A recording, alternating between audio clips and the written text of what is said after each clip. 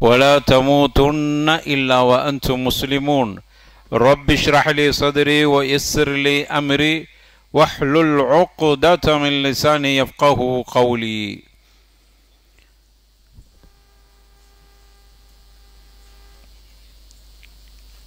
அல்லாஹுடைய பெருங்கிருபையால் ஃபி ஃபதுலில்லாஹி வ ரஹ்மத்திஹி இன்றைய இந்த தினத்தில் நம்முடைய அமல்களை பாதுகாப்போம் என்கிற இந்த தலைப்பில் உரையாற்ற இருக்கிறோம். அருமையானவர்களே, அமல்களை பாதுகாத்தல் என்கிற இந்த தலைப்புக்குள் நான் செல்வதற்கு முன்னால் நாம் அதிகம் சிரமப்பட்டு செய்கிற அமல், நாம் அதிகம் சிரமப்பட்டு தொழுகிற தொழுகைகள், சஹருடைய நேரத்தில் எழுந்து வணங்குகிற வணக்கங்கள், தராவீஹ் தொழுகை, தான தர்மங்கள், நாம் ஓதுகிற திலாவத்துல் குர்ஆன், அதுக்கார்கள் என்று இப்படி நம்முடைய அமலுடைய பட்டியல் நீண்டு கொண்டிருக்கிறது. குறிப்பாக ரமதானுடைய காலத்தில் அதிகமான நிறைய அமல்களை நாம் செய்கிறோம். இப்படி அமல்களை செய்வது என்பது நாம் வளமையாக்கி கொண்டோம், ஆர்வப்படுத்தி கொண்டோம். அதன் அளவில் நாம் மோகம் கொண்டு அந்த அமல்களை செய்கிறோம். எனவே அமல்களை அதிகம் செய்யுங்கள் என்கிற தலைப்பை பேசுவதற்கு முன்னால் நாம் செய்கிற அமல்களை எப்படி பாதுகாத்து கொள்ளுதல், அது ரொம்ப முக்கியமானது. நிறைய பேர்கள் அமல் செய்துவிட்டு அந்த அமல்களை அழித்து போகிற மாதிரி அமல்கள் ஒன்றுமில்லாமல் ஆகிற ஒரு நிலையை உருவாக்கி கொள்ளக்கூடிய ஒரு சூழலை பார்க்கிறோம். அப்படியான நிலை வந்துவிடக்கூடாது. எனவே அமலை பாதுகாக்க வேண்டும் என்பது மிக அவசியமான ஒரு அவசரமான தலைப்பாக இருக்கிறது. அருமையானவர்களே, நம்முடைய அமலை நாம் பாதுகாக்க வேண்டுமானால் உண்மையிலேயே நாம் அமலை சரியாக பாதுகாத்து கொண்டிருக்கிறோமா என்பதை முதலில் நாம் சுய பரிசோதனை செய்ய கடமைப்பட்டிருக்கிறோம். நாம் எவ்வளோ அமல்கள் செய்து இருக்கிறோம் என்பதை விட செய்த அமல்கள் அல்லாஹ்விடத்தில் அங்கீகரிக்கப்பட்டிருக்கிறதா, அது பாதுகாக்கப்பட்டிருக்கிறதா என்பதை நாம் உற்று நோக்குவது நம் மீது கடமையாக இருக்கிறது. இல்லை என்று சொன்னால் மிகப்பெரிய நஷ்டவாளியாக மாறிவிடுவோம். அமல்களை பாதுகாப்பதில் பிரதானமாக பார்க்கப்படுவது என்னவென்றால், ரியா இல்லாமல் நம்முடைய அமலை செய்து கொள்ள வேண்டும். அது பிரதானமான அம்சமாக இருக்கிறது. முகஸ்துதி இல்லாத அளவுக்கு நம்முடைய அமல்களை அமைத்து கொள்ள வேண்டும். முகஸ்துதி ஒரு அமலில் ஏற்படுகிற பொழுது அது அல்லாஹ்விடத்தில் நிராகரிக்கப்பட்டதாக மாறிவிடுகிறது. அது சிறிய ஒரு ஷிர்க்காக மாறிவிடுகிறது. அல்லாஹ்வுடைய தூதர் ரசூலுல்லாஹி ஸல்லல்லாஹு அலைஹி வஸல்லம் சொன்னார்கள், இதா ஜமஅல்லாஹு الناس يوم القيامة, கியாமத் நாளையில அல்லாஹ் எல்லா மக்களையும் ஒன்று கூட்டுகிற நாள், லியௌமில் லா ரைப ஃபீஹ், அதில் சந்தேகமில்லாத நாள், நாதா முனாதின், அங்கிருந்து ஒரு அழைப்பார், அனைத்து மக்களும் ஒன்று திரட்டப்பட்டிருப்பார்கள். உலகத்தை ஆரம்பத்தில் அல்லாஹ் படைக்கிற அந்த ஆதம் என்கிற அந்த மனிதரில் இருந்து அவரின் மூலமாக தோன்றிய அனைத்து வழித்தோன்றர்களும் கியாமத்து வரைக்கும் இருந்த பிறந்திட்ட அத்துணை மனிதர்களும் நிறுத்தப்பட்டிருப்பார்கள். ஒரே வயதிலே நிறுத்தப்பட்டிருப்பார்கள். அப்படிப்பட்ட நேரத்தில் ஒரு அழைப்பு வருகிறது, மன்கான அஷ்ரக ஃபி அமலின் அமிலஹுல்லாஹு அஹதா.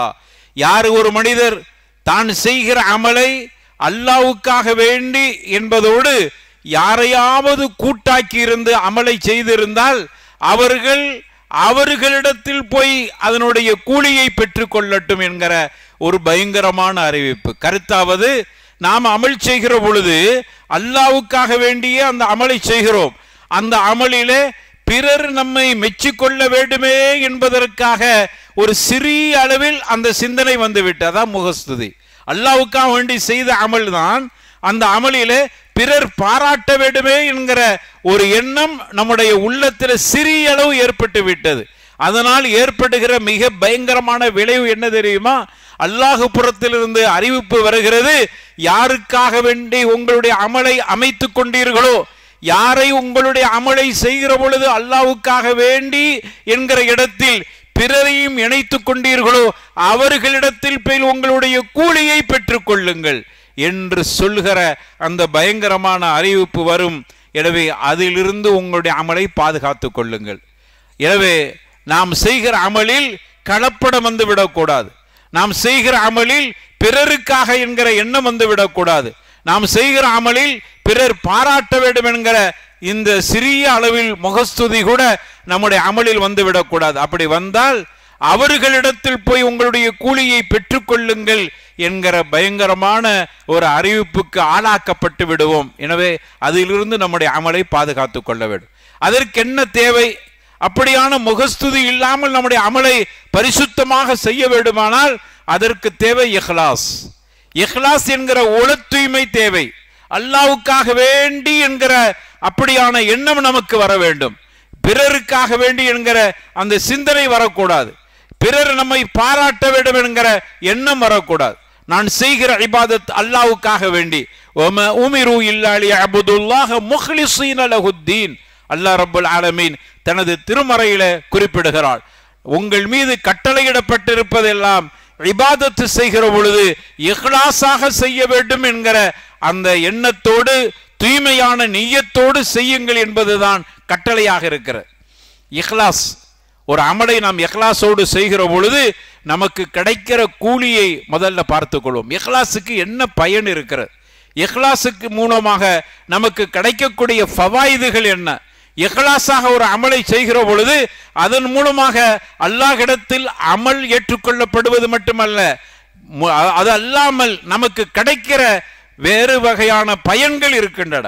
ஒன்று, இஹ்லாஸாக ஒரு அமலை செய்கிற பொழுது அல்லாஹ் நமக்கு சொர்க்கத்தில் அந்தஸ்துகளை உயர்த்துகிறான். இஹ்லாஸாக ஒரு அமலை செய்கிற பொழுது நாம் செய்த அமல் அங்கீகரிக்கப்படுவது, அதை தாண்டி அல்லாஹ் சொர்க்கத்தில் அந்தஸ்துகளை உயர்த்துகிறான். அதனால தான் களப்பற்ற முறையில் நம்முடைய அமலை அமைத்துக் கொள்ள வேண்டும். அதனால தான் சலஃபு சாலிஹீன்கள் தங்களுடைய இபாதத்துக்களை ஒளிந்து மறைந்து யாரும் பார்க்காத அளவுக்கு அவர்கள் பிறர் பார்த்தால் வெட்கப்படுவார்கள். தான் இபாதத் செய்வதை, குர்ஆன் ஓதுவதை, நிறைய தொழுகையில் ஈடுபடுவதை பிறர் பார்க்க கூடாது. அதன் மூலமாக என்னை அறியாமல் முகஸ்துதி வந்துவிட்டால் அந்த இபாதத்துக்கு எந்த பயனும் இல்லாமல் ஹபஅம் மன்சூரா, பரத்தப்பட்ட புழுதிக்கு சமமாக மாறிவிடும் என்கிற அச்சம் அவர்களுக்கு இருந்தது. எனவே அந்த இபாதத்தை இஹ்லாஸா செய்கிற பொழுது அல்லாஹ் கிட்ட அங்கீகரிக்கப்படுவது மட்டுமல்லாமல் சொர்க்கத்திற்கு சென்ற பிறகு அந்தஸ்துகளால் உயர்த்தப்படுகிறார். இஹ்லாஸுக்கு தனிப்பட்ட முறையில் கூலி கொடுக்கிறார்.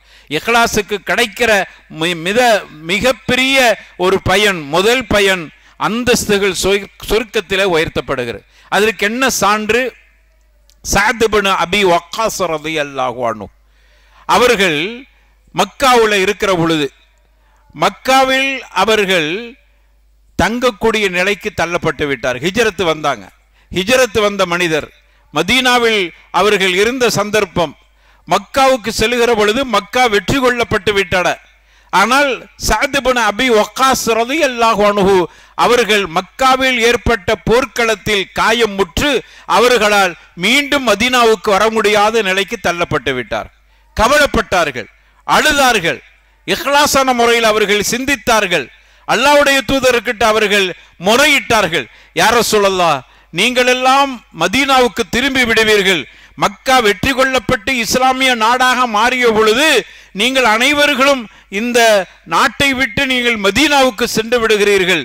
காரணம், ஹிஜ்ரத்துடைய கூலி உங்களுக்கு கிடைக்க வேண்டும்.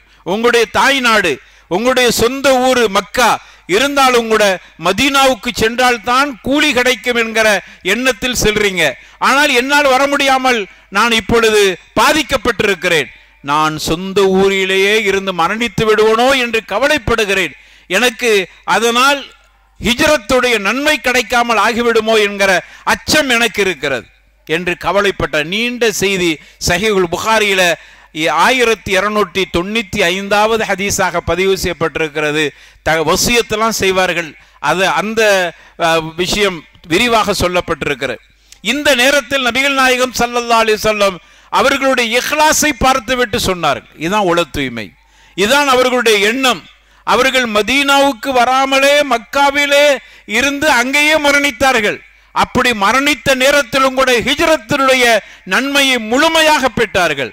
அதற்கு அல்லாஹ்வுடைய தூதர் சொன்ன வார்த்தை என்ன தெரியுமா? இஸ்தத்தபிஹி தரஜத்தன் ஒ ரிஃபஅத்தன் என்று சொன்னார்கள்.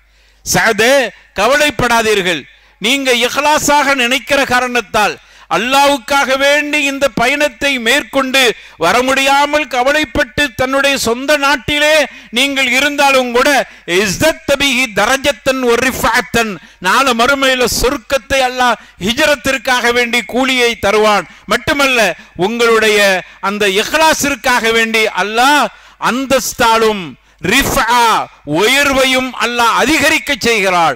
சொர்க்கத்தை கொடுக்கிறான் ஹிஜ்ரத்திற்கு பகரமாக. அதற்கு பிறகு இஹ்லாஸுக்காக வேண்டி அல்லாஹ் கொடுக்கிற கூலி என்ன தெரியுமா? சொர்க்கத்தில் அந்தஸ்தை உயர்த்துகிறான். அப்ப இஹ்லாஸுக்கு தனிப்பட்ட முறையில் கிடைக்கிற கூலி. அதனால தான் நம்முடைய அமல்களை இஹ்லாஸா ஆக்கி கொள்ள வேண்டும். இஹ்லாஸுக்கு கிடைக்கக்கூடிய இரண்டாவது பயன் என்ன தெரியுமா? நம்முடைய துஆக்கள் அங்கீகரிக்கப்படுகிறது. பல நேரங்களில் நம்ம இபாதத் செய்து விட்டு துஆ செய்கிறோம். அல்லாஹ் குர்ஆன்ல சொல்லி காட்டுகிறார், யா அய்யுஹல்லதீன ஆமனு இஸ்தஈனு பிஸ்ஸப்ரி வஸ்ஸலா, தொழுகை கொண்டும் பொறுமையை கொண்டும் உதவி தேடுங்கள் என்று அல்லாஹ் சொல்கிறார். எனவே ஒரு அமலை கொண்டு நாம் உதவி தேடுகிற பொழுது அது அல்லாஹ்விடத்தில் அங்கீகரிக்கப்படுகிறது. அந்த பல நேரங்களில் நம்முடைய துஆக்கள் நிராகரிக்கப்படுகின்றன. அமலை கொண்டு செய்கிற அந்த துஆக்கள் கூட ஏற்றுக்கொள்ளப்படாமல் ஆகிவிடுகிறது. அதற்கு என்ன காரணம் தெரியுமா? நீங்க இஹ்லாஸான முறையில அந்த இபாதத்தை செய்யுங்கள். இஹ்லாஸாக செய்கிற பொழுது அல்லாஹ் அந்த துஆவை அங்கீகரிக்கிறான். அதற்கு என்ன சான்று? சஹீஹுல் புகாரியிலே 2272வது ஹதீஸாக 3 நபர்களை பற்றி சொல்லப்படுகிற ஹதீஸ். குகைவாசிகள் என்று சொல்வார்கள். ஒரு நாள் 3 நபர்கள் ஒரு காட்டுப்பகுதிக்கு போறாங்க. நீண்ட நெடிய ஹதீஸ். காட்டுப்பகுதிக்கு போகிற பொழுது மழை பொழிய ஆரம்பித்து விட்டது. ஒரு குகைக்குள் போய் நுழைந்து கொள்வார்கள். நமக்கெல்லாம் தெரிஞ்ச ஹதீஸ் தான். குகைக்குள் போய் நுழைந்து கொள்வார்கள். குகைக்குள் நுழைந்தவுடன் அங்கு ஒரு பெரிய பாறை அந்த வாசலை அடைத்து விடும். இந்த ஹதீஸை பல தடவை கேள்விப்பட்டிருக்கிறோம். ஆனா அதுல உள்ள மிக முக்கியமான அம்சத்தை பாருங்கள். குகையின் வாசல் அடைக்கப்பட்டு விடும். அடைக்கப்பட்ட பிறகு வெளியில் வர முடியாமல் அவர்கள் தத்தளிப்பார்கள். இந்த 3 பேரும் தங்களுடைய அமலை கொண்டு வசீலாவாக தேடுவார்கள். அல்லாஹ்ட்ட உதவி தேடுவாங்க, தாங்கள் செய்திட்ட நல்ல அமல்களை கொண்டு.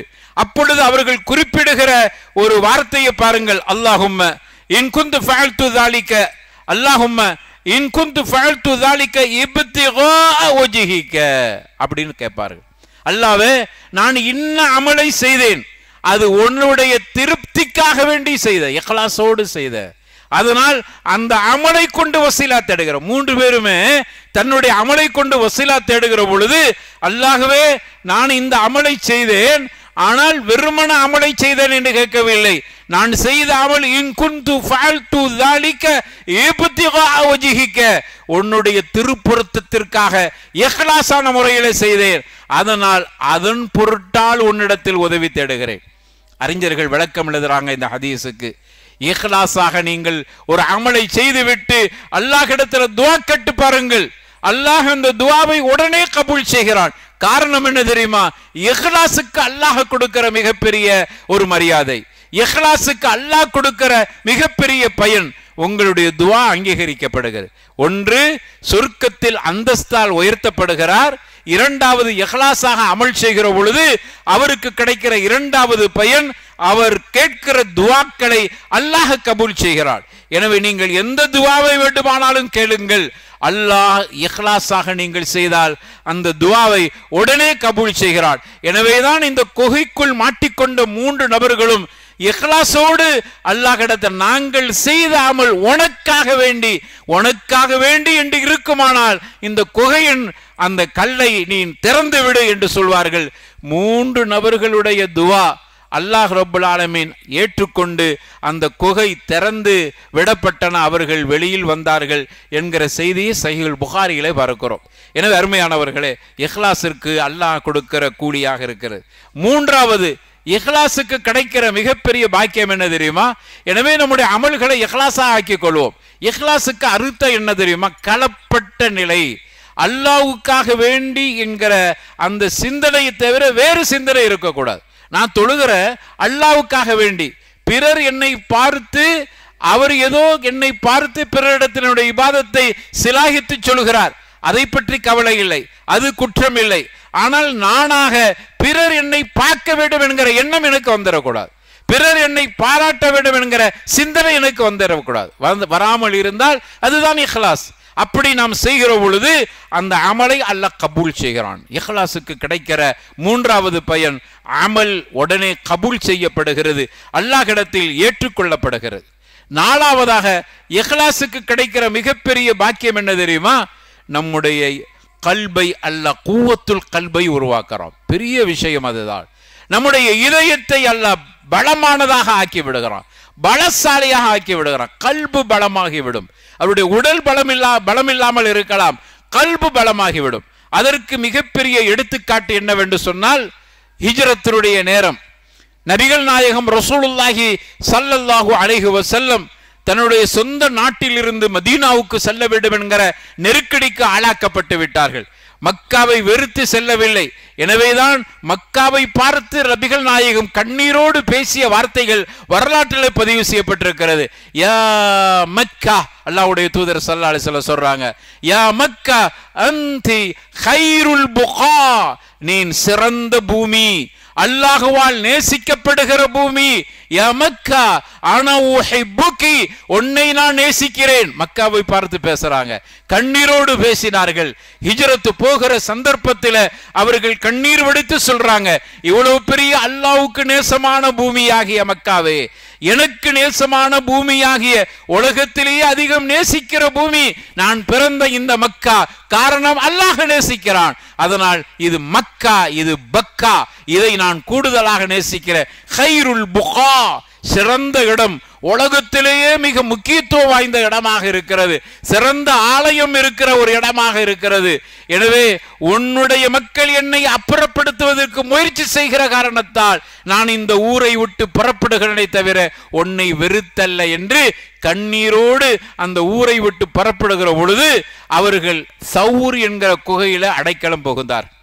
உங்களுக்கு வாய்ப்பு கிடைக்குமானால் சௌர் மலையை போய் பாருங்கள், வரலாற்றுக்காக வேண்டி, நன்மைக்கல்ல. அந்த குகையினுடைய அந்த அமைப்பை பாருங்கள். இந்த குகையில நபிகள் நாயகம் தங்கியிருந்தார்கள். இந்த விரோதிகள் கண்டுபிடித்து விடுவார்களோ என்கிற அச்சத்தில் அவர்கள் ஒளிந்திருந்த இடம் அந்த சௌரு குகை. அந்த குகையில போய் அவர்கள் இருப்பதற்கு என்ன காரணம் என்றால், ஹிஜ்ரத் போகணும்னு முடிவெடுத்து விட்டார்கள். யாருக்கும் தெரியாது, புறப்பட்டு விட்டார்கள். ஆனால் குறைஷிகளுடைய பாராளுமன்றம், தாருன் நதுவா என்கிற ஒரு பெரிய மன்றம் இருந்தது, அதுதான் குறைஷிகளுடைய பாராளுமன்றம். அந்த பாராளுமன்றத்தினுடைய உறுப்பினர்கள் வெறுமன குறைஷிகள் மட்டும்தான் இருப்பார்கள், மற்றவர்களுக்கு இடமில்லை, மற்றவர்கள் பேசுவதற்கு தகுதியற்றவர்கள். எனவே அந்த குறைஷிகள் எல்லாம் ஒன்று கூடுகிறார்கள். இன்றும் நம்ம பார்க்கலாம், தாருன் நதுவா, பாபு நதுவா என்கிற அந்த நதுவா கேட்டு என்று மக்காவில் நீங்க ஒரு இடத்தை பார்க்கலாம். அந்த இடத்துல தான் அந்த காலத்தில் குறைஷிகளுடைய பாராளுமன்றம் இருந்தன. அங்கு குறைஷிகள் எல்லாம் ஒன்று கூடி விட்டார்கள். முஹம்மது நம்மை விட்டு எங்கோ செல்ல போகிறார், சென்று விட்டார். எனவே முஹம்மது அவருடைய வீட்டிலே இல்லை, இங்கு தேடி பார்த்து விட்டும் கிடைக்கவில்லை. முஹம்மதை யாராகிலும் சரி, முஹம்மதையும் அவருடைய தோழர் அபூபக்கரையும் உயிரோடோ அல்லது பிணமாகவோ கொண்டு வந்தால் அவர்களுக்கு இத்தனை ஒட்டகங்கள் பரிசாக வழங்கப்படும் என்கிற அறிவிப்பு தாருன் நதுவா என்கிற குறைஷிகளுடைய பாராளுமன்றத்திலிருந்து ஒரு அறிவிப்பு வந்து விட்டன. எனவே அனைவர்களும் தேட ஆரம்பித்து விட்டார்கள். முஹம்மது உயிரோடு பிணமாகவோ கொண்டு போய் கொடுத்தாலும் பெரும் தொகை ஒட்டகங்கள் நமக்கு பரிசாக கிடைக்கிறது, விடக்கூடாது என்பதற்காக அனைவர்களும் தேட ஆரம்பித்து விட்டார். அப்படித்தான் தேடிக்கொண்டு வருகிற கூட்டங்களில் ஒரு கூட்டம் சௌரு குகைக்கு மேலேயே ஏறிவிட்டன. இந்த சந்தர்ப்பம்தான் அபூபக்கர் ரலியல்லாஹு அன்ஹு குகையில ரசூலுல்லாஹ்வோடு தங்கி இருக்கிறார்கள். அந்த வரலாறு முழுமையா நீங்க படிச்சிருப்பீங்க. அதுல உள்ள மிக முக்கியமான இஹ்லாஸோடு தொடர்புடைய, என்னுடைய தலைப்புக்கு தொடர்புடைய ஒரு செய்தியை மட்டும் இங்கு பதிவு செய்கிறேன். அந்த குகையின் அமைப்பை போய் பார்க்கிறதுக்கு தான் உங்களுக்கு சொல்கிறேன். குகையினுடைய அமைப்பு மேல் பகுதி மூடப்பட்டிருக்கும், கீழ்ப்பகுதி ஒரு சிறிய உள்ளே நுழைகிற மாதிரியான ஒரு பகுதி. அந்த பகுதி வழியாக உள்ளே நுழைந்து இருவர்களும் உள்ளே அமர்ந்திருக்கிறார். என்ன குறைஷிகள் தேட ஆரம்பிச்சிட்டாங்க. இப்ப நம்ம பயணமானால் நம்மளை அவர்கள் பிடித்து கைது செய்து கொண்டு போய் விடுவார்கள் என்பதற்காக அங்கு அவர்கள் உள்ளே இருக்கிறார்கள். ஆனால் இந்த தேடி வந்தவர்கள் குகைக்கு மேலே ஏறிவிட்டார். அபூபக்கர் அவருடைய கால்களை பார்க்கிறார். பார்த்து விட்டு அழுதுகிட்டே சொல்றாங்க, யார் ரசூலல்லாஹ், குறைஷிகள் மேலே வந்து விட்டார்கள், குஃபார்கள் மேலே நிற்கிறார்கள், அவர்கள் எட்டி பார்த்தால் வசமாக மாட்டிக்கொள்வோம் யார் ரசூலல்லாஹ். நடுங்கி விட்டார். எந்த அளவுக்கு வரலாற்றில் எழுதுறாங்க, அபூபக்கருடைய இதயம் பலகீனம் அடைந்து விட்டன. அபூபக்கர் நடுங்கி விட்டார். அவர் மிகவும் கவலைப்பட்டார். தான் பாதுகாக்கப்படுவோமோ அல்லது நாம் சிறைப்படுத்தப்படுவோமோ என்பதை பற்றி கவலை இல்லை. கண்மணி நாயகத்தினுடைய உயிர் என்னவாக போகிறதோ அதுதான் அவருக்கு பெரும் கவலையை கொடுத்தது. யார் ரசூலுல்லாஹ்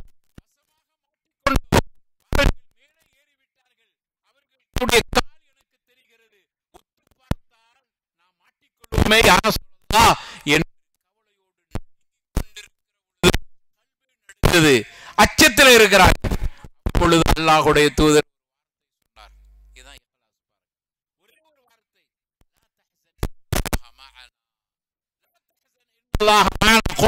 சொல்லி காட்டுகிறார், கவலைப்படாதீங்க, நாம இருவர் இல்லை, நம்மோடு அல்லாஹ் இருக்கிறான்.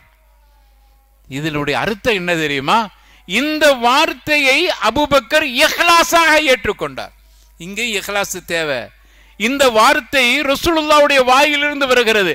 லா தஹ்சன் இன்னல்லாஹ மஅனா, அல்லாஹ் நம்மோடு இருக்கிறான் என்கிற ரசூலுல்லாஹ்வுடைய வாயிலிருந்து வந்த வார்த்தை அபூபக்கர் நடுங்கிக் கொண்டிருந்த, அச்சத்தில் இருந்த, பயந்து கொண்டிருந்த, எட்டி பார்த்தால் வசமாக மாட்டிக்கொள்வோமே என்று புலம்பிக் கொண்டிருந்த அபூபக்கருடைய அந்த சிந்தனைக்கு இந்த ஒரு வார்த்தை அவருடைய கல்வில இஹ்லாஸாக ஏற்றுக்கொண்டார். அப்படியா, நாம் ஒன்னு இரண்டு ரெண்டு பேர் தானே இருக்கிறோம், நீங்க நம்மோடு அல்லாஹ் இருக்கிற எங்க இருக்கிறான்ல என்றெல்லாம் கேட்கவில்லை. அப்படியே இஹ்லாஸாக கபூல் செய்து கொண்டார், ஏற்றுக்கொண்டார். தப்சீருடைய உலமாக்கள் சொல்கிறார்கள், அல்லாஹ்வுடைய தூதர் ஸல்லல்லாஹு அலைஹி வஸல்லம் இப்படி சொன்ன மாத்திரத்தில் எந்த சிந்தனைக்கு போகாமல் நடுங்கிக் கொண்டிருந்த, பயந்து கொண்டிருந்த, அச்சத்தில் இருந்த அபூபக்கர் இஹ்லாஸாக அந்த வார்த்தையை ஏற்றுக்கொண்டதனால் அவருடைய கல்பு எப்படி ஆயிட்டு தெரியுமா? குவத்துல் கல்பாக மாறிவிட்டது. சுப்ஹானல்லாஹ். அவர் மிக தைரியசாலியாக மாறிவிட்டார். அச்சநிலை உடனே மாறிவிட்டது. எனவே இதிலிருந்து நமக்கு என்ன பாடம் தெரியுமா? இது நான் சொல்லவில்லை, உலமாக்கள் சொல்லி தராங்க. இதிலிருந்து நமக்கு என்ன பாடம் தெரியுமா? இஹ்லாஸாக எதை செய்தாலும் சரி, அல்லாஹ் நீங்க இஹ்லாஸாக செய்து விட்டால் அதற்கு கிடைக்கிற பிரதிபலன் என்ன தெரியுமா? உங்களுடைய கல்பை அல்லாஹ் உறுதிப்படுத்தி விடுகிறான். குவத்துல் ஈமான், குவத்துல் கல்ப், உங்களுடைய கல்பு இதயம் உறுதி உள்ளதாக மாறிவிடும். யாருக்கும் அச்சப்படாத நிலை வந்துவிடும். அல்லாஹ்வை தவிர நான் யாருக்கும் பயப்பட தேவையில்லை. என்னுடைய ரப்பு என்னை மேன்மைப்படுத்தி இருக்கிறான், அவன் என்னை பாதுகாத்துக் கொள்வான். காரணம் இந்த சிந்தனை, இந்த எண்ணம் இஹ்லாஸுக்கு கிடைக்கிற மிகப்பெரிய பாக்கியம். எனவே தான் அமல்களை பாதுகாக்க வேண்டிய நாம் இஹ்லாஸோடு நம்முடைய அமலை பாதுகாத்து கொண்டால் நமக்கு கிடைக்கிற அமல் அங்கீகரிக்கப்படுறது, அமலுக்கான கூலிகளை தாண்டி நம்முடைய இதயம் உறுதிமிக்கதாக. எனவே தான் நம்ம வரலாற்று நெடுக பார்க்கிறோம். ஹுபைபுடைய வரலாறை படித்திருப்பீர்கள். அவர்கள்லாம் எப்படி சாத்தியமாயிற்று? அவர்களுக்கு தைரியம் எப்படி வந்தது? மக்காவாசிகள் எல்லாம் ஒன்று திரண்டிருக்கிறார்கள். ஹுபைபு இஸ்லாத்தை ஏற்றுக்கொண்டதனால் அவர் கழுமலம் ஏற்றுப்பட்டு கொல்லப்பட போகிறாய் என்கிற செய்தி மக்கா முழுக்க அந்த செய்தி கிடைத்தவுடன் அனைவர்களும் ஹுபைபை கொல்வதற்குண்டான அந்த நிலையை பார்த்து ரசிப்பதற்காக கூடிய கூட்டம்.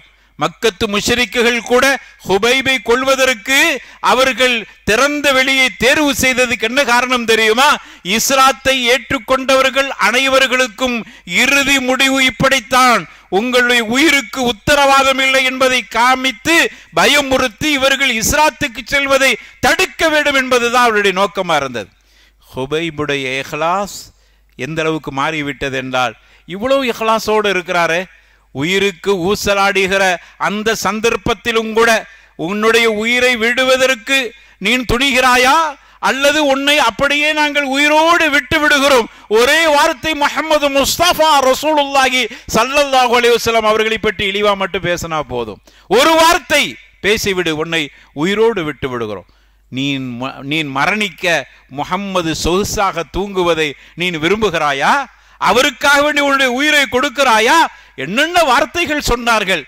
ஹுபைப் உறுதியோடு இருந்தார். இஹ்லாஸ் அவருடைய வரலாற்றை முழுமையாக சொல்வதற்கு எடுக்கையில் பல தடவை கேள்விப்பட்டிருப்பீங்க. இஹ்லாஸுக்கு கிடைக்கிற மிகப்பெரிய உறுதி இந்த அடிப்படையை உணர்ந்து கொள்ள வேண்டும். எனவே தான் அவர் துணிந்து சொன்னார். கடைசியாக கோரிக்கை வைக்கப்பட்டது, உன்னை கழுமரம் ஏற்றி கொல்ல போகிறோம், கடைசியா சொல்றோம், உயிரோடு விட்டுறோம், முகம்மதை மட்டும் இழிவா பேசிவிடு. இந்த இடத்துல முகம்மது இருப்பதா நினைத்துக்கொள். சொன்னார், இறை தூதரின் காலில் ஒரு முள்ளு குத்த நான் மட்டும் சொகுசாக இருப்பதை கூட ஒரு காலம் விரும்ப மாட்டேன். இறை தூதரை இழிவாக பேசிவிட்டு இந்த ஹுபைப் இந்த உலகத்தில் உயிரோடு இருப்பது என்பதை அசிங்கமாக நினைக்கிறேன், அருவருப்பாக நினைக்கிறேன். எவ்வளவு ஈமானிய உறுதி பாருங்க. கடைசியில அமைதி ஆயிருச்சு அங்க இருந்த கூட்டங்கள் எல்லாம். ஒரு நிமிடம் ஹுபைப் சொல்கிறார், ஒரு நிமிடம் எனக்கு அவகாசம் தாருங்கள். எல்லாரும் நினைச்சாங்க வாபஸ் வாங்கிட்டார், ரசூலுல்லாஹ்வை இழிவா பேசிட்டு உயிரோடு திரும்ப போகிறார் என்று. சரிதானே, யாருதான் உயிருக்கு ஆசைப்படாம இருப்பா என்றெல்லாம் அங்க முணுமுணுத்து கொண்டிருக்கும் போது அந்த ஒரு நிமிடம் என்ன கேட்டாரு தெரியுமா? 2 ரக்காத்து தொழுவதற்கு எனக்கு அனுமதி தாருங்கள். 2 ரக்காத்து தொழுவதற்கு. வரலாற்றில் ஒரு செய்தியை பதிவு பண்றாங்க. தன்னுடைய தண்டனை கொடுப்பதற்கு முன்னால் 2 ரக்காத்து தொழுதல் என்கிற இந்த வழிமுறையை முதலாக ஹுபைப் தான் வரலாற்றிலே ஏற்படுத்தினார். எவ்வளவு பெரிய பெருமையை சேர்த்து விட்டு போயிருக்கிறாரு பாருங்க. சரி, இதுல வரலாற்றாசி நுட்பமான ஒரு தகவலை இங்க பதிவு செய்யறாங்க.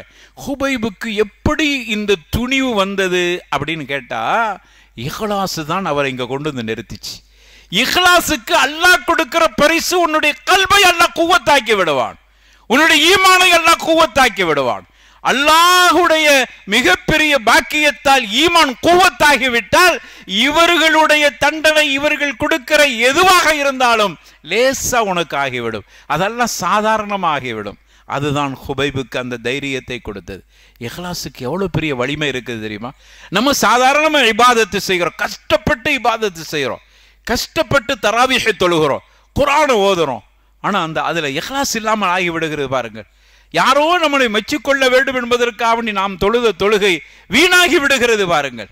ஆனா அதே சமயம் இஹ்லாஸாக செய்து பாருங்கள், கூலி கிடைக்கிறதை தாண்டி கல்பை அல்லாஹ் குவத்தாக்குறானே. ஹுபைபுக்கு அந்த குவத்து தானே கிடைச்சிச்சு. அதனால் கிடைத்த விளைவு என்ன தெரியுமா?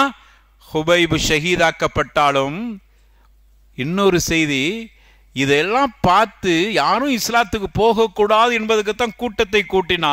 ஆனா என்ன நடந்தது தெரியுமா? இவ்வளவு உறுதியாக இந்த ஹுபைப் இருக்கிறார் என்றால் அந்த முஹம்மது யார், அவரை பற்றி வாசிக்க வேண்டும், படிக்க வேண்டும், அறிந்து கொள்ள வேண்டும், அவரை கொண்டு நாம் அனைவர்களும் விசுவாசம் கொள்ள வேண்டும் என்கிற அந்த எண்ணம் ஒவ்வொருவருடைய கல்விகளிலும் உதயமாகிவிட்டது. இது இஹ்லாஸுக்கு கிடைக்கிற மிகப்பெரிய பயன். இஹ்லாஸுக்கு அல்லாஹ் கொடுக்கிற பரக்கத். ஒரு மனிதரை இங்கு இஹ்லாஸான முறையில் அவர் ஷஹீதாக்கப்பட்டார். அதனால் பல உள்ளங்கள் இஸ்லாத்தின் பக்கம் ஈர்க்கப்பட்டிருக்கிறது. பயமுறுத்த வேண்டும், இதோடு இஸ்லாம் அழிந்து விட்டன. ஹுபைபை பார்த்த பிறகு எவரும் இஸ்லாம் என்ற வார்த்தையை கூட மொழிவதற்கு வெட்கப்படுவார்கள், பயப்படுவார்கள் என்று நினைத்த குஃபார்களுக்கு மிகப்பெரிய பாடம் இஹ்லாஸின் மூலமாக ரப்புல் ஆலமீனுடைய மிகப்பெரிய ஃபதுலும் ரஹ்மா. அங்கு கூட்டம் கூட்டமாக இஸ்லாத்தை நேசிக்கிற அளவுக்கு அல்லாஹ் ஒரு பெரிய மாற்றத்தை உருவாக்கிட்டான். அப்ப இஹ்லாஸுக்கு குவத்துல் கல்பை கொடுக்கிற ஒரு பயன் இருக்கிறது. சரி, 5வதாக இஹ்லாஸாக அமல் செய்தால் கிடைக்கிற 5வது பயன் என்ன தெரியுமா? ஷைத்தானுடைய கைதுகளிலிருந்து தப்பிக்கிறோம், சூழ்ச்சிகளிலிருந்து தப்பிக்கிறோம். ஷைத்தான் அல்லாஹ் கிட்ட ஒரு சபதம் போட்டுட்டு வந்திருக்கிறான். நமக்கெல்லாம் தெரியும், குர்ஆன் அதை தெளிவுபடுத்துகிறது. என்னை வழிகெடுத்த அல்லாவே, நான் உன்னுடைய அடியார்கள் எங்கெல்லாம் நேர்வழி என்று செல்கிறார்களோ அந்த வழியிலே நான் அமர்ந்து, குர்ஆனுடைய வாக்கியம், வழிகளிலே அமர்ந்து கொள்வேன், அவர்கள் அனைவரையும் நான் வழிகெடுப்பேன். அல்லாஹ்ட்ட போட்டுட்டு வந்த சபதம். எனவே தான் அவன் ஷைத்தான் நம்முடைய கல்புகளில் உள்ளே சென்று ஊசலாடி வசாவிசுகளை கொடுத்து நம்மை அவன் கைது செய்து விடுகிறான். பூமிக்கு அனுப்பப்பட்டு எடுத்தெறியப்பட்ட ரஜீம் என்று எடுத்தெறியப்பட்ட ஷைத்தான் ஆதம் ஹவ்வா என்கிற இருவர்களும் சொர்க்கத்தில் இருக்கக்கூடிய இருவரையும் இங்கிருந்தே அவன் வசாவிசை அனுப்பி அவர்களை வழிகெடுத்தான். அந்த அளவுக்கு ஆற்றலை அல்லாஹ் குவத்தை ஷைத்தானுக்கு கொடுத்திருக்கிறான். ஆதிக்கம் செலுத்துகிற அந்த சக்தி அல்லாஹ் கொடுத்திருக்கிறான். எஜ்ரி மஜ்ரத்தம், மனிதனுடைய இரத்த நாணங்களில் ஓடி அவர்களை வசியப்படுத்துவதற்கு அனைத்து காரியங்களையும் ஷைத்தான் செய்து கொண்டிருக்கிறான். அப்படி செய்வண்டு அல்லாஹ்ட்ட சபதம் கேட்டான். அல்லாஹ்வும் கொடுத்தான். கொடுத்துட்டு அல்லாஹ் ஒரு நிபந்தனையை சொன்னான், இல்லா இபாத மின்ஹுமுல் முஹ்லிஸீன் என்று சொன்னான். நீ யாரை வழிகெடுத்தாலும் சரி, என்னுடைய நல்ல அடியார்களை, இஹ்லாசான முஹ்லிஸீன்ங்கிற அல்லாஹ், இஹ்லாசான அடியார்களை ஒன்னால் ஒன்றும் செய்ய முடியாது. இன்னொரு வசனத்துல ரொம்ப தெளிவா இருக்கிறது, இன்ன இபாதி லைஸ லக அலைஹிம் சுல்தான். ரப்புல் ஆலமீன் சொல்கிறான், என்னுடைய அடியார்களை பொறுத்தவரையிலே அவர்கள் சக்தி, அவர்கள்ட்ட எந்த சக்தியும் உனக்கு இல்லை, நீ தோத்து போவாய். காரணம் என்ன தெரியுமா? அவர்கள் முஹ்லிஸீன்களாக இருக்கிறார்கள். இஹ்லாஸோடு அமல் செய்கிற என்னுடைய நல்ல அடியார்களை நீ ஒண்ணுமே செய்ய முடியாது, அவர்கள்ட்ட தோத்து போயிடுவா. அவ்வளவு பெரிய வீராப்போடு வந்த ஷைத்தான் கூட, அவனுடைய சூழ்ச்சிகள் கூட, நீங்க இஹ்லாஸாக அமல் செய்து பாருங்கள், அவன் ஒரு காலம் உங்களை வழிகெடுக்க முடியாது. அப்ப இஹ்லாஸ் ஷைத்தானுடைய சூழ்ச்சியிலிருந்து நம்மளை பாதுகாக்கிறது. ஆனால் அந்த இஹ்லாஸை வரவிடாமல் தடுப்பதற்கு பெரிய முயற்சி எடுத்திருக்கிறான் ஷைத்தான். பல நேரங்களிலே நமக்கு லேச முகஸ்துதியை கொடுத்துறான். நம்மளை அறியாமலே சொல்லுவோம், நம்ம அறியாமலே சும்மா பேசிட்டு இருக்கும்போது சொல்லுவோம், நான் ஒரு 4 மணிக்கு எந்திரிச்சு தொழுதுட்டு அப்புறம் அந்த வேலையெல்லாம் செஞ்சேன் அப்படின்னு சொல்லும் போது முடிஞ்சு போச்சு. இஹ்லாஸ் அவுட். நம்முடைய இபாதத்தில் ஷைத்தான் உள்ள நுழைஞ்சிட்டான். அவ்வளோ கஷ்டப்பட்டு தொழுததை நம்மளை அறியாமலே பிறர்கிட்ட சொல்லி காட்டிட்டோம். நான் 4 மணிக்கு முழிச்சேங்கிறத நீங்கள் அதோடு நிறுத்திருக்கலாம். முழிச்சிட்டு நான் தஹஜ்ஜுத் தொழுதுட்டு அப்புறம் அப்படின்னு ஏதோ ஒரு விஷயத்தை சொல்ல வருகிற பொழுது ஷைத்தான் இப்படிலாம் சூழ்ச்சி செய்வான். இதான் கைது ஷைத்தான், இதான் ஷைத்தானுடைய சூழ்ச்சி. அந்த சூழ்ச்சியின் மூலமாகவே நம்முடைய அமல்களை அழித்து விடுகிறோம். யாரிடத்திலும் எந்த சந்தர்ப்பத்திலும் நம்முடைய அமலை பற்றி, நான் செய்கிற இபாதத்தை பற்றி ஒரு காலமும் சொல்லக்கூடாது. நான் இப்படிப்பட்டவன் என்று கூட சொல்லக்கூடாது. நான் எப்படிப்பட்ட நல்லவன் தெரியுமா? எதற்கு நீ அதை சொல்கிறாய்? ஷைத்தான் சொல்ல வைக்கிறான். உங்களுடைய அமல்களை பாழாக்க முயற்சி செய்கிறான். இஹ்லாஸா நீங்க செய்துட்டா அவனுடைய அதிகாரம் உங்களை ஒன்றும் செய்ய முடியாது, அவன் தோத்து போயிடுவான். அதுக்காக வேண்டி அவன் செய்கிற வேலை அது, சூழ்ச்சி அது. இந்த சூழ்ச்சியிலிருந்து நமக்கு பாதுகாப்பு இருக்கிறது. இது 5வது, இஹ்லாஸோடு அமல் செய்கிற பொழுது நமக்கு கிடைக்கிற மிகப்பெரிய கூலியாக இருக்கிறது. 6வதாக இஹ்லாஸுக்கு கிடைக்கிற மிகப்பெரிய பாக்கியம் என்ன தெரியுமா? தீய விஷயங்கள், மானக்கேடான அம்சங்களிலிருந்து அல்லாஹ் பாதுகாக்கிறான். நிறைய பேர் பார்க்குறோம், உலமாக்களாக இருப்பாங்க, இபாதத்து செய்யக்கூடியவங்களா, நல்ல ஆபிதா இருப்பார், நல்ல இபாதத் செய்வார், பள்ளியோடு தொடர்புடையவர் இருப்பார். மானக்கேடான ஏதோ ஒரு காரியத்தை செஞ்சு மாட்டிக்கிடுவார். அந்த இபாதத்து எல்லாம், இவரா இவ்வளோ நல்ல இபாதத் செஞ்சவர், இவரா அந்த மாதிரி தப்பாக நடந்துக்கிட்டாரு என்று நம்மளே ஆச்சரியப்படுவோம். அதே போன்று பெரிய ஆலிமா இருப்பார், மக்களுக்கு மார்க்கத்தை எல்லாம் சொல்லி மக்களை வழி நடத்தியிருப்பார். ஏதோ ஒரு அசிங்கத்தில் மாட்டி அவர் அசிங்கப்பட்டு போயிருப்பார். ஷைத்தானுடைய சூழ்ச்சி. ஷைத்தான் அந்த மாதிரியான சூழ்ச்சிகளை செய்கிறான். ஆனால் இஹ்லாஸான முறையில் செய்திருந்தால் அல்லாஹ் பாதுகாத்திருப்பான். இப்போ புரிகிறதா? பெரிய பெரிய மார்க்க அறிஞர்கள் சில நேரங்களில் மானக்கேடான காரியங்களில் வசமாக மாட்டிக்கொள்கிறார்கள் என்றால் என்ன காரணம் தெரியுமா? அவர்கள் செய்த இபாதத்தில் இஹ்லாஸ் இல்லாமல் அவர்கள் இபாதத் செய்திருக்கிறார்கள். எனவே அவர்கள் ஷைத்தானுடைய சூழ்ச்சிக்கு அகப்பட்டு விட்டார். எனவே ஷைத்தானுடைய சூழ்ச்சியிலிருந்து பாதுகாக்கப்பட வேண்டுமானால் நீங்க செய்கிற அமல்களை குறைவாக இருந்தாலும் பரவாயில்லை, நீ செஞ்சது குறைவான அமல் பிரச்சனை இல்லை, இஹ்லாஸா செய்துவார், ஷைத்தான் உன்கிட்ட வர முடியாது, மானக்கேடான காரியங்களை செய்ய முடியாது. இதற்கு என்ன ஆதாரம்? யூசுப் அலைஹிஸ்ஸலாத்துடைய வரலாறு நமக்கு ஆதாரமாக குர்ஆன் அதை சொல்லி காட்டுகிற 18வது அத்தியாயம் 24வது ஆயத்தை படித்து பாருங்கள். வலக்கத் ஹம்மத் பிஹி வ ஹம்ம பிஹா லௌலா அர்ஆ புர்ஹான ரப்பிஹி. அல்லாஹ் ரப்புல் ஆலமீன் சொல்கிறான், அவளும் யூசுஃபும் ஒரு வகையில் தனிமையில் இருக்கிற சந்தர்ப்பத்தில் அந்த வீட்டுக்குள் தனிமையில் இருக்கிறார். முதலாளியும் வெளியில் போய்விட்டார். அந்த மனைவி யூசுஃபினுடைய அழகை பார்த்து லயித்து போனார். வீடுகளுடைய வாசல்கள் எல்லாம் வகல்லகத்தல் அபுவாப் குர்ஆன் சொல்லி காட்டுகிறது. நேற்று கூட அந்த வசனத்தை ஹாஃபிதுகள் ஓதி இருப்பாங்க தொழுகையில், தராவீஹ் தொழுகையில். ஒரு நாளைக்கு ஒரு ஜுஸ்னு ஓதுனா ஓதி இருப்பாங்க.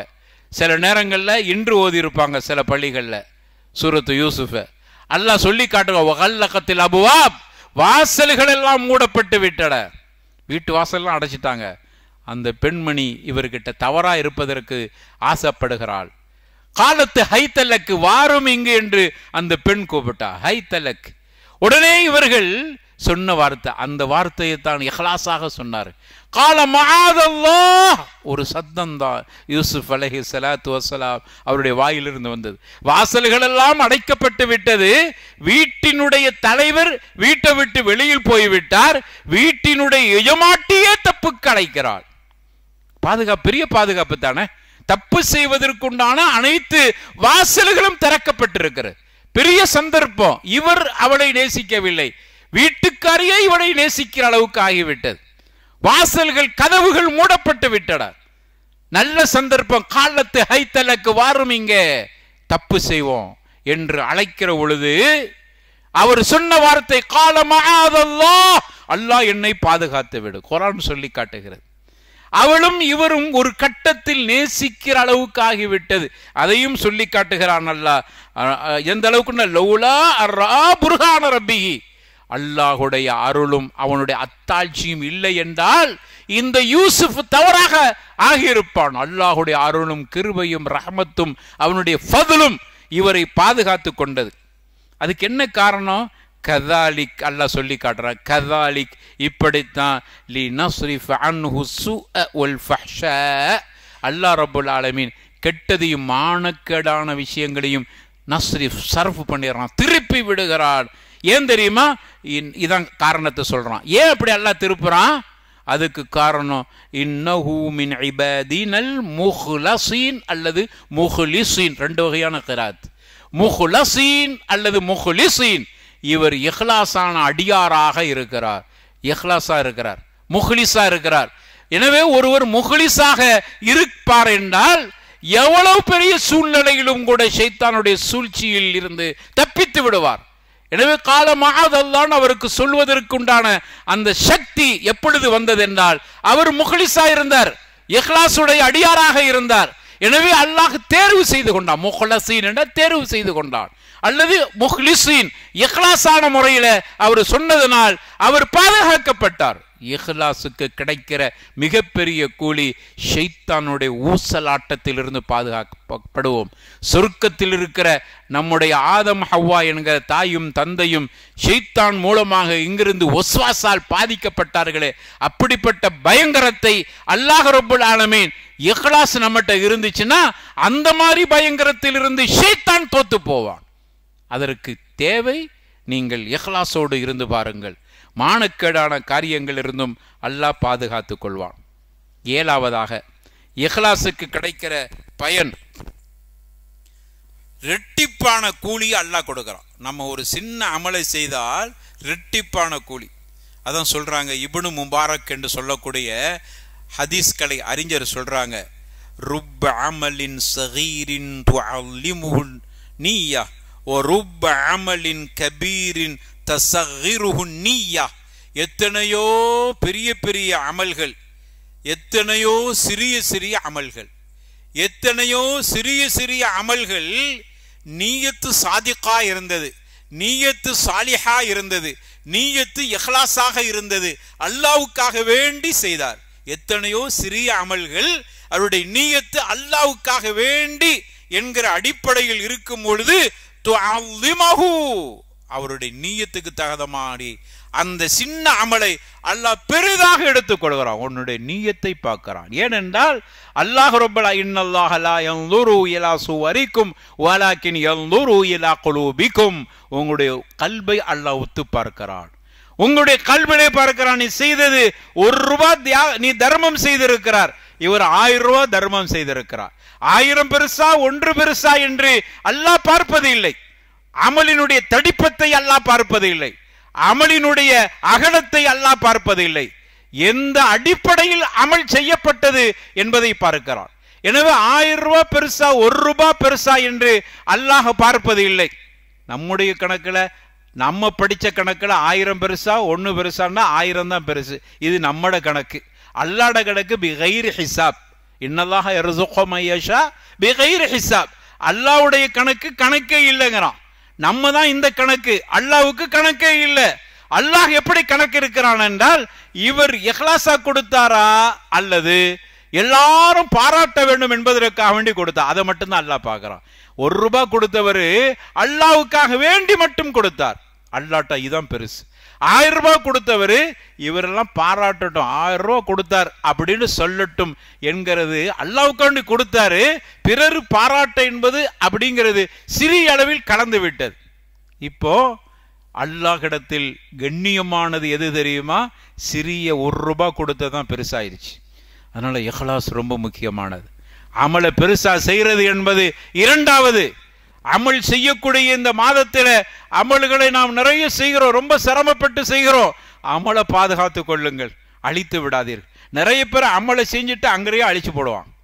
அங்கேயே பள்ளிவாசல வந்து தொழுகிறார், இபாதத்து மாஷா அல்லா தபாரக்கல்லா பாரக்கல்லா ஃபீக், அழகான முறையில் இபாதத் செஞ்சிருவார். செஞ்சுட்டு பள்ளிவாசலை விட்டு வெளியே போக முன்னாடி அங்கேயே அழிச்சிட்டு போயிடுவார். முடிஞ்சிச்சு. என்ன பையன்? ஹபஅம் மன்சூரா. குர்ஆன் சொல்ற, குர்ஆனுடைய வாக்கியத்தில் சொல்ல வேண்டுமானால் ஹபஅம் மன்சூரா, பரத்தப்பட்ட புழுதிக்கு சமம். ரசூலுல்லாஹ்ட்ட கேட்கப்பட்டது, காஃபிர்கள் பயனுள்ள அமல்கள் செய்கிறார், நிறைய தான தர்மம் செய்கிறார், நிறைய சதகாத்து கொடுக்கிறார், ஏழைகளுக்கு உணவளிக்கிறார், இதெல்லாம் அல்லாஹ்வுக்கு ரொம்ப நேசமான அமல். இப்படியெல்லாம் செய்கிறார், அவருக்கு என்ன கூலி கிடைக்கும்? அவருக்கு எந்த கூலியும் மறுமையில் கிடைக்காது, எல்லாம் இங்கே முடிஞ்சு போச்சு. ஹபஅம் மன்சூரா, ஈமான் இல்லை. அதே அளவில் தான் யார் ஒரு மனிதன் அல்லாஹ்வுக்கு என்று செய்து கொண்டு பிறரையும் உள்ள இணைத்து விட்டால் அந்த அமலும் ஹபஅம் மன்சூரா தான். ரெண்டு சமமாயிற்று. காரணம், நீனு ஒரு வகையில் ஷிர்கை செய்து விட்டாய். எனவே நம்முடைய அமலை பாதுகாத்து கொள்ள வேண்டும். எனவே அந்த அடிப்படையில் இஹ்லாஸா செய்கிற பொழுது சிறிய அமலுக்கு பிரம்மாண்டமான இரட்டிப்பான கூலியை அல்லாஹ் ரப்பல் ஆலமீன் கொடுக்கிறான். இந்த உம்மத்திற்கு எட்டாவதாக இந்த உம்மத்திற்கு வெற்றி கிடைக்க வேண்டுமானால், இன்னைக்கு நம்ம பார்க்குறோம், நமக்கு வெற்றி என்பது எட்டாக்கணியாக இருக்கிறது. எல்லாத்திலும் இந்த சமூகம் தோல்வி அடைந்து கொண்டே இருக்கிறது. அது ஏன் அடைகிறோம்? நம்ம எத்தனை துவாக்களை செய்கிறோம்? நம்முடைய துவாக்கள் எல்லாம் வீணாகி விட்டதா? வெற்றி ஏன் கிடைக்க மாட்டேங்குது? நஸ்ருல்லா, அல்லாஹுடைய வெற்றி எப்பொழுது கிடைக்கும் தெரியுமா? பி இஹ்லாஸிஹிம். நபிகள் நாயகம் ஸல்லல்லாஹு அலைஹி வஸல்லம், உங்களுடைய இஹ்லாஸை பொறுத்து தான் அல்லாஹுடைய வெற்றியும் கிடைக்கிறது. இஹ்லாஸ் குறைகிற பொழுது வெற்றி தூரமாகிவிட்டது, அல்லாஹுடைய வெற்றி தூரமாகிவிட்டது. அல்லாஹுடைய வெற்றி நமக்கு கிடைக்க வேண்டுமானால் இபாதத்துகளில் இஹ்லாஸை இணைத்துக் கொள்ளுங்கள், இஹ்லாஸோடு இபாதத் செய்யுங்கள். அப்ப இஹ்லாஸில் கிடைக்கிற எட்டாவது பயன், நாம் செய்கிற இஹ்லாஸ் அல்லாஹுடைய வெற்றி விரைவாக கிடைக்கிறது என்பதற்கு ஒரு ஆதாரமாக இருக்கிறது. 9வது, நாம் செய்கிற இஹ்லாஸுக்கு கிடைக்கிற கூலி அல்லாஹ்விடத்தில் இரட்டிப்பான கூலி மட்டுமல்ல, சொர்க்கத்தை அல்லாஹ் கொடுக்கிறான். இது பெரிய பரிசாக அல்லாஹ் கொடு. ஏன்னா எனக்காக வேண்டி அமல்களை இவன் பாதுகாத்து செய்து கொண்டிருக்கிறான். எனவே இவருக்கு இந்த கூலியை கொடுக்க வேண்டும் என்று ரப்புல் ஆலமீன் இஹ்லாஸுக்கு இவ்வளவு பெரிய பயன் இருக்கிறது. ஒரு பகுதி தான் இப்பொழுது இதுவரைக்கும் சொல்லி முடிச்சிருக்கிறோம். அமலை பாதுகாக்க வேண்டும் என்றால் ரியா இருக்கக்கூடாது, முகஸ்துதி இருக்கக்கூடாது, இஹ்லாஸ் இருக்கணும்.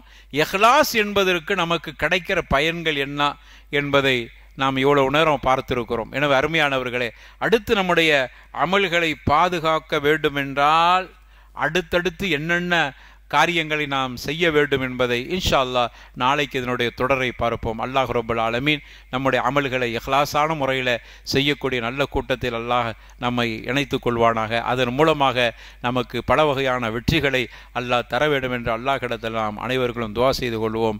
அல்லாஹ் ஏற்றுக்கொள்வானா. வஆகிரு தஅவானா அனில் ஹம்துலில்லாஹி ரப்பில் ஆலமீன். அஸ்ஸலாமு அலைக்கும் வரஹ்மத்துல்லாஹி வபரகாத்துஹு. சுப்ஹானல்லாஹ்.